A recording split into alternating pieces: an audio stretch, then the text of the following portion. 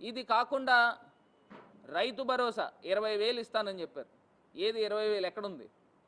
ఈ పాటికి జగనన్న ఉంటే డైరెక్ట్గా రైతు భరోసా వచ్చేసి ఉండేది రైతులకి. మరి తల్లులందరికీ కూడా అమ్మఒడి వచ్చి ఉండేది. మరి చేయూత సుమారుగా 25,000 రూపాయలు సంవత్సరానికి దగ్గరగా అది ఇస్తానన్నారు. అది కూడా ఈ పాటికి అందుండే సందర్భాలు. పిల్లలు చక్కగా స్కూల్ యూనిఫామ్తో ఎంత టైడీగా స్కూల్స్కి వెళ్ళే పరిస్థితులు. ఉత్తినే చెప్పలా పేదవారు పెత్తందారులు అనేది. మరి ఇవాళ నేరుగా కనబడతా ఉంది. ఇది కాకుండా శాండ్ గురించి మాట్లాడారు. ఇసుక కొండలు ఉండేవి, ఏమైపోయినాయి నాయన? ఇసుక కొండలు బకాసురులాగా మొత్తం ఇసుక కొండలన్నీ కూడా మింగేసిన సందర్భాలు. స్థానికంగా ఉన్న ఎమ్మెల్యేలు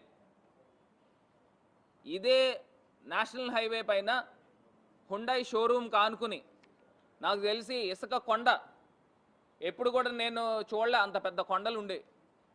గత ప్రభుత్వంలో అవన్నీ కూడా స్టాక్స్ పెడితే 4 రోజులు తిరగకుండా బకాసురులాగా దాన్ని మొత్తం మింగేశారు.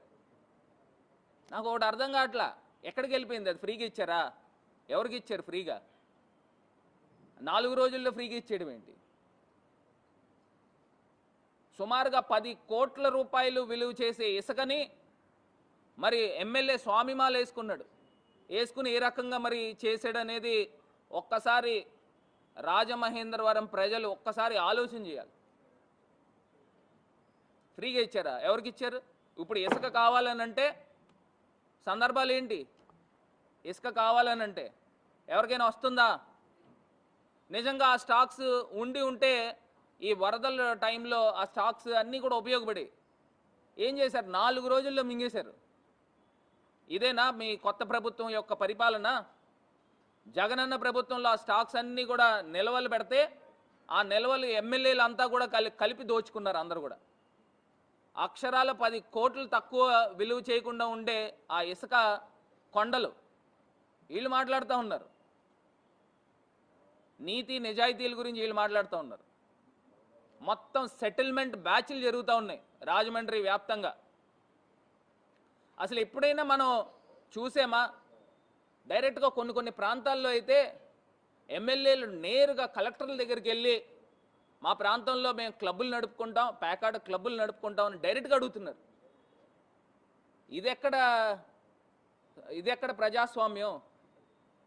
అసలు మా ప్రభుత్వంలో ఎవరైనా పేకాట ఆడితే ముందర అరెస్ట్ అయ్యేవారు. ఆ సందర్భాలు కనబడే. ఇవాళ డైరెక్ట్గా ఎమ్మెల్యేలే ఉండి దగ్గరుండి ఆడిస్తూ ఉన్నారు. అసలు క్వారీ ప్రాంతంలో, ఆనంద్ నగర్ ప్రాంతంలో రాత్రి తెల్లవార్లు పేకాట క్లబ్బులు జరుగుతూనే ఉన్నాయి. ఇక్కడ రైల్వే స్టేషన్ దగ్గర ప్రాంతంలో ఈ మధ్య ఏదో పైనుంచి ఏదో కొంత మొట్టికేలు పడితే అక్కడ ఆపినట్టున్నారు. కానీ క్వారీ ప్రాంతంలో మటుకి యథేచ్ఛగా జరుగుతూ ఉన్నాయి. ఇదంట మరి గాలి వార్తలు కాదు, వాస్తవాలు నేను చెప్తా ఉన్నా. ఇందులో ఎమ్మెల్యే వాటా ఎంత అని అడుగుతా ఉన్నా. ఈ పేకాట క్లబ్బుల్లో ఎమ్మెల్యే వాటా ఎంత? ఆనంద్ నగర్లో క్వారీ ప్రాంతంలో 3 చోట్ల ప్రాంతాల్లో వందల మందితో పేకాట క్లబ్బులు జరుగుతూ ఉన్నాయి.